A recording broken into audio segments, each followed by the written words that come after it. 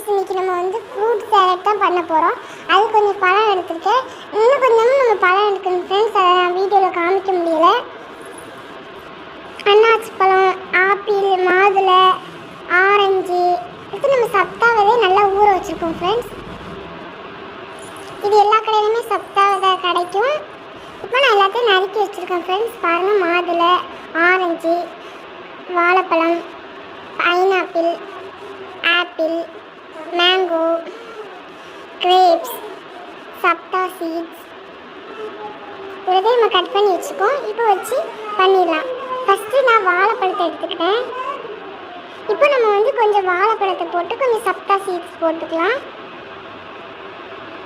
அதுக்கப்புறம் நம்ம மாதுளைப்பழம் சேர்த்துக்கலாம் ஃப்ரெண்ட்ஸ். நிறையவே நம்ம சேர்த்துக்கலாம்.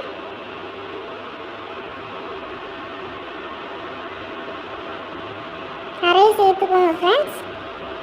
வீடியோ பார்க்குறீங்க, யாருமே லைக் பண்ண மாட்டேங்குது ஃப்ரெண்ட்ஸ். லைக் பண்ணிடுங்க ஃப்ரெண்ட்ஸ் மறக்காமல்.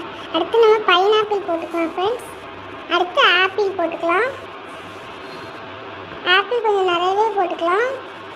அடுத்து அதுக்கப்புறம் சப்தா சீட்ஸ் போட்டு நம்ம மேங்கோ வந்து கொஞ்சம் கொஞ்சமாக போட்டுக்கலாம் ஃப்ரெண்ட்ஸ். அடுத்து கிரேப்ஸ் வந்து நான் சின்ன சின்னதாக கட் பண்ணி வச்சுருக்கேன். அதையும் நம்ம உதிர்த்திட்டு போட்டுக்கலாம். அதுக்கப்புறம் நம்ம மறுபடியும் கொஞ்சம் சப்தா சீட்ஸ் சேர்த்துக்கலாம்.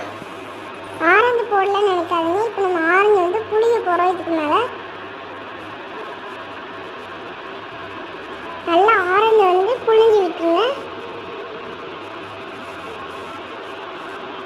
ஆரஞ்சு வந்து 2 பீஸாவது நம்ம இதில் புளியணும் ஃப்ரெண்ட்ஸ். இதில் நம்ம ஹனி எதுவுமே சேர்க்க போகிறதில்ல ஃப்ரெண்ட்ஸ். ஒரிஜினல் ஃப்ரூட்ஸ் மட்டும்தான் வச்சு சேர்க்குறோம். இப்போ நம்ம நிறைய ஆரஞ்சு புளிஞ்சாச்சு ஃப்ரெண்ட்ஸ். இப்போ பாருங்கள், அவ்வளோதான் நம்ம ஃப்ரூட் சேலட் ரெடி ஃப்ரெண்ட்ஸ். ரொம்ப டேஸ்ட்டாக இருக்கும் ஃப்ரெண்ட்ஸ். நீங்கள் ட்ரை பண்ணி பாருங்கள்.